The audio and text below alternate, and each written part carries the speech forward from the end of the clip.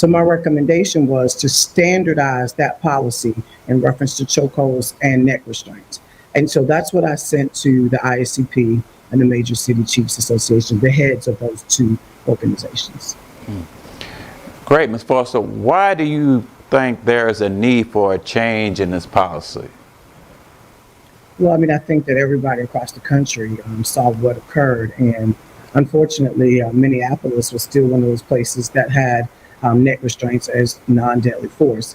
And I think we all saw in great detail that that is something that absolutely needed to be changed. I mean, obviously, it was way more force than was needed for the situation at hand. So I think that changing that policy will help. It's also not something that will put officers in danger because, again, if you need deadly force, then deadly force would be acceptable if it's needed. But you cannot just use it to detain someone, to hold someone. So I think, unfortunately, George Floyd's death showed us all that that's definitely not needed.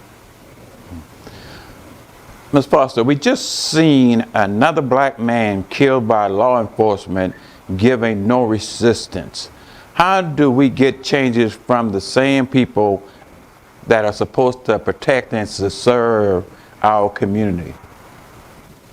Well, I mean, I think, again, you have to start with the policies. You have to start with what is allowed and what is not allowed. And so that's the first step, because until you put policies in place, then people can do certain things. So I think the first thing to do is getting the policy right and getting it right across the board so that it's not okay in this particular department, but it is okay in this particular department. So to me, you have to start with policies and procedures. And then from there, it goes to the people that you're hiring and looking at who you're hiring and what's their motive and their purpose, because it should be to protect and serve all citizens. As we say to the criminals, are you upset of committing the crime or getting caught committing the act? Now, as we see these visual of the actions of being done, what do you think the officers have to be feeling?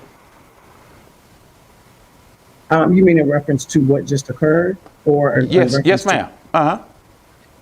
Well, I mean, I think that you'll see, and some officers obviously have been vocal on social media, but I think you'll see that the good officers, which is definitely the majority, the good officers are very upset about what they've seen. A lot of them have spoken out on social media. They are the ones that say, you know, these are the type of people that make it bad for us, makes it very hard for the profession, because of course, when you see multiple people in different organizations doing things, even things that were expressed during the protest, it tends to make people lump all the officers in one bag. And we all know that that's not the case. And so, yes, they have a hard time, and they too are upset. How would you describe the difference in changes in the police department from your first year and your final year? You don't have enough time on this show for that. Yes, ma'am. Yeah, you don't have enough time for that one. But, you know, I will say, a lot of things have changed. But society has changed. We didn't have a lot of technology, so we had to rely on our communication skills. I mean, we really only had, a gun and what they used to call back then a billy stick. And so now, technology, there's so many things. There's tasers and there's OC spray, and there's different options now that we didn't have. So sometimes that's a good thing and sometimes it's a bad thing, because we utilized our communication skills more because we didn't have as much to choose from in order to detain someone. Why is there a need for more diversity in our law enforcement system? Well, I mean, I think diversity is needed in just about every aspect of jobs, but in particular in law enforcement, because, people like to see people that represent them. And a lot of people are more comfortable talking to people that look like them. And so, you want to be representative of the community, and that's not just black, white. I mean, that's Latino, that's Asian, that's, all other different cultures and races. And so, I think that it makes people feel more comfortable because they feel like, you may understand where I'm coming from. And so I think that in bringing different ideas and cultures and races together and everybody learning from each other and understanding people's history and background, and that right there within itself allows people to learn more about a different culture or a different race. When we're all together and we're all trying to learn together, we can serve people better. Why is it important that there be a more better of a relationship between the officers working in that community and the people living in that community? Well, I mean, anytime you're working in the community and you have a good relationship with community members, obviously, if something is going wrong, they're going to trust you. They're going to come to you and they're going to tell you, the problems that they're having, and they may even tell you who's causing the problems. So, having a better relationship will always lead to better outcomes for the community and for the officer. And then you won't be afraid of the officer as well. So, if something is going wrong, you will have the confidence and faith in that person that they would help you and that you can give them information, and whether it's anonymously or not. But having that relationship is key. When I was in the military, we were like family. We were all the races in one unit. We were trained to not only protect our country, but to protect the people in our unit. When you watch these videos of actions by police officers to an African American, which you are, how do you think they may think about you? Well, I think that again, you hope that people don't lump you into a category, but we all know that that does happen. And for me personally, I have not experienced a lot of animosity towards me per se for being a police officer. And I think that I am one of those people. I am a African American woman first, and then that was my career. And so that's the way I look at it. I mean, people relate to me as the person that I am, and that was my career.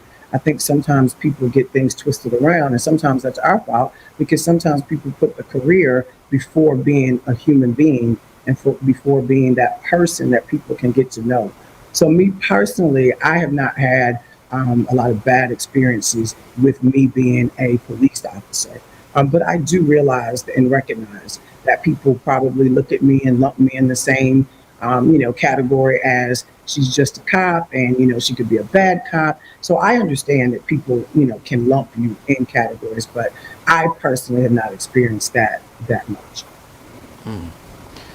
Ms. Foster, have you ever thought about going into politics after retiring from the police law enforcement? Because you make a great politician in my opinion. Well, let me just say, first of all, let me say thank you. Uh-huh. And ironically, after all of this, I've had a lot of people asking me that, but I will just be so very honest with you. Unless the calling comes from above, and he does do some things to me lately that's kind of funny, but unless the calling comes from above, I don't see myself in politics. And one of the reasons is that I am a very open and honest and frank person, and I know people are like, "That's what we want in politics," but I'm just really very raw. And I don't think that politics is probably the place for a person that is as raw as I am. And so I don't have an interest in it at all. Again, if it comes from up above, I'll do what I do. But no, that is not something I have a desire or interest in. How important to have that support of your family being in law enforcement? Yeah, well, I think like everybody who has a child in law enforcement, they are, or a spouse, they are always concerned about your well-being. And, I had, my father's still living, my mother's passed on, but I have very, very good praying parents. And so even though it was not the career choice that they would have chosen for me, they just prayed for me, and they understood that sometimes the calling on your life is something that you're not totally prepared for, because it definitely wasn't something that I ever thought that I would be doing. But family support means everything. Officers go through a lot, and I think you see that throughout the country. And they're tired when they get home. A lot of things they see they don't want to talk about, so it causes all types of internal issues. And so having that support from their significant other, their family, whoever that may be, means the world. Now I know they say that ladies are daddy's girls. Are you still your father's girl? Because I know you talk a lot about him. Yeah, I talk a lot about him. But let me just say, I was also a mama's girl, and my Correct. mama's not here. So obviously, I talk about my dad more. But I was a daddy's girl growing up. I think all girls are initially daddy's girls growing up. And then I became really, really tight with my mom. Because the mom was a disciplinarian, and so when you're coming up, that's not your favorite thing. And so I am both mama and dad's girl. But yes, now I am strictly daddy's girl, and he's 82 years old. And so I just make sure I spend as much time with him as I can. Do you think that he's glad that you retired from the law enforcement? Not think, I know. Okay. Yeah, he has told me more than once. He is so happy that I'm out of law enforcement. And I said, well, Dad, I may need to do, something else. And he says, well, can it just not be in policing? He is just always worried about something happening to me or the stress of it. And so, yes, he is very happy that I'm out of law enforcement in the sense of being in a police department. Yes. What would you think would be your most important memory of your mother? Oh, wow. I have so many. I mean, one of the things I'll say is that, my mom has always been very strong and she was the strength of the family. And so what I see happening is that everything that she's done that I used to question, like, why are you doing that? And why are you the one that feel like you got to pull everybody together and keep everybody together? I actually find myself doing exactly what she used to do. And so my fondest memory is that family is everything and was everything to my mother. And it was very important to her to keep family together because at the end of the day, that's all you have. And so that's my big memories that how important family was to her. And so I try very hard to follow in those footsteps. I know we talk a lot about voting. Why is it important that we get out there and vote for changes? Yes. It is so important, and I think that's the piece that sometimes I I often wonder. We can come together, in situations like this, which is quite obvious that we can, and yet and still, when it comes time to vote, we don't necessarily do that, and so it is so critical because what people don't understand is, for instance, the district attorneys in your respective cities, they are the ones that decide whether you're going to prosecute a certain case or not. And that is so key and important. And a lot of times we don't even know who our district attorney is. We don't get out and vote in some of those elections. And so it's so important because they have powers and can make decisions that can impact your life, your friend's life, your family's life. And so it's so important. And not just for the presidential election, which we all know is extremely important, but those local races are important. And we just have to engage ourselves more, learn more about what the role that these people play in the community, what they are able and capable of doing, and so that we see how important it is for us to vote for the right people. And then we have, obviously the large race coming in November. If people want to see change, whether they, are supportive or not supportive of the current president, if you want to see change, you have to vote. And that's just the bottom line. When you see these people out here, as far as black on black crime, I know we talk a lot about police officers on black. How about black on black crime, and why do you feel like that's not as serious to us as it should be? Yeah, very good question. And I've said this numerous times actually. And sometimes people get upset. I've said it recently on television when we had the 14-year-old that was killed at Concord Mills Mall. And I say this all the time. And until we care enough about every life, and I understand why people get more upset because of the police officer, because they're like, well, this person is, sworn to protect and serve. They get paid to do this. And I understand that piece. I do. However, we also have to remember that a life is a life and everybody's life is of equal value. And so we have to care the same way that we care now. We need to care when it's black on black. And that is something that we as a people had just not done. And so I say that all the time, and it's definitely not in defense of police officers. It is in just the common sense of everybody's life is valuable and we should care. It doesn't matter who killed the person. We should care the same way, and we don't. And so that's the piece that I always talk about is why can't we come together the same way when it happens with black on black? And so that's the piece that we struggle with as a race. We struggle with that. Okay, I know we talk about President Obama. I know you visited President Obama. Tell the audience about that feeling of meeting President Obama. You know, I will tell you, I'm not. I would say like I'm not a very shy person, and I'm definitely not a celebrity struck person because I have a lot of friends. So I don't normally get too excited about meeting someone. But I will tell you, I was so excited, and it was only about five of us that got to meet him, and so I was waiting my turn, and I could feel my heart starting to beat and race, and it was such a good feeling because I have never really been into the politics. And, I've always, of course, presidential races and the local races. But as far as really getting myself into it, I had never contributed, financially or anything to any particular presidential race.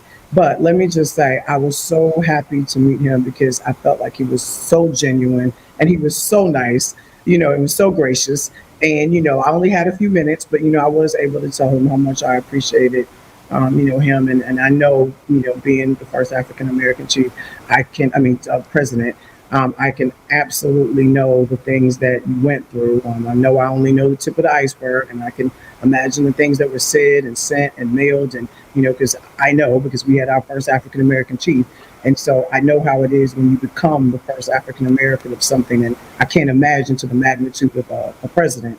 But I just wanted to thank him for constantly still being an upstanding gentleman and always treating people with respect. And so it was just a great feeling. I know they're talking about having the Republican convention down here. What do you think there'll be kind of like the difference between the Democratic convention we had back in 2012 and possibly the Republican in 2020? Well, I think the main difference is the energy, behind each one.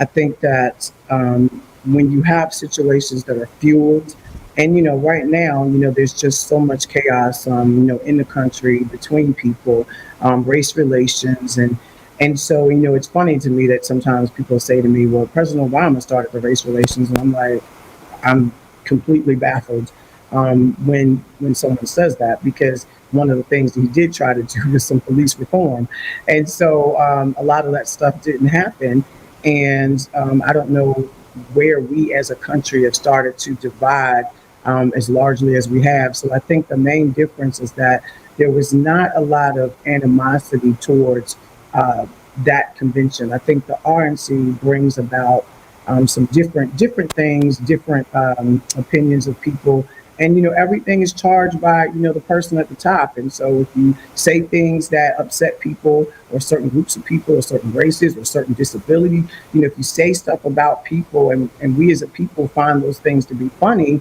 and acceptable, then you continue to charge the people that think that those things are okay. So I do think that the difference is the rhetoric that has come from the top.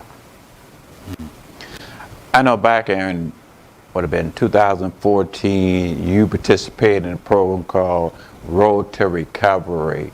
This was a volunteer program whereas you assisted people that were dealing with cancers, providing them transportation. Describe that feeling of being in that kind of like company. So, I love that program. Obviously, this year I haven't been able to do as much as I would like just because of the pandemic. But, I love it. And there was a video done, which, you may not have gotten a chance to see. And it really described how everything went with the people when you pick them up and the relationships that you develop with them. And so there was a young lady named Miss Annie, Annie. and I used to fight to pick her up. You know, you have to go on and sign up to pick people up. And she was just such a sweet spirit. And so what I like is that they're so grateful. People around the world don't know or think about the fact that so many people have trouble getting to their doctor's appointments, and especially their cancer treatment appointments, because they have to go to so many. They're very tired and drained when they finish, a lot of them. And so, and after a while, you know, family members can't take you anymore. People can't take off work. And so this program relies on volunteers to pick people up, take them to their doctor's appointment, or you can pick them up from their appointment and take them home. So for me, every time somebody got in the car, they were so gracious. They were so thankful. And I'm like, my goodness, it took me 5 minutes to pick you up and drop you off. And you don't wait for them. And so it makes me feel good that I'm helping somebody. And it's just, it doesn't take a lot of your time. It doesn't take a lot of your energy. And so I think it is one of the best programs out there. Describe that feeling when you know that these people are going through what they're going through, but they kind of like have that, they talk to you like there's nothing going on like that. How did that make you feel inside? Yeah, let me just say, it was very humbling because, you know, I started to look at, you know, yeah, we all have issues. We all have medical issues or something going on, and I definitely have them. But I'm looking at people that are, you know, taking radiation and chemotherapy, and, you know, their skin is turning colors, and, you know, they're losing weight, they're losing their hair, and they get in my car with the best attitude ever. They are gracious, they are thankful, and their attitude did a lot for me. It made me stop complaining about so much stuff in my life. It made me actually feel bad about the fact that, yeah, I have some things going on as well, but guess what? You're not alone. And these people find a way to smile. They find a way to still be nice and kind to people. And so it is just a good overall feeling. And it changes who you are inside. I know we're running short on time, Ms. Foster. If someone more to get in contact with you for more information, how would they go about doing that? You can email me at vickymotivates@gmail.com. And that's Vicky with the I, VICKIMOTIVATES .gmail.com.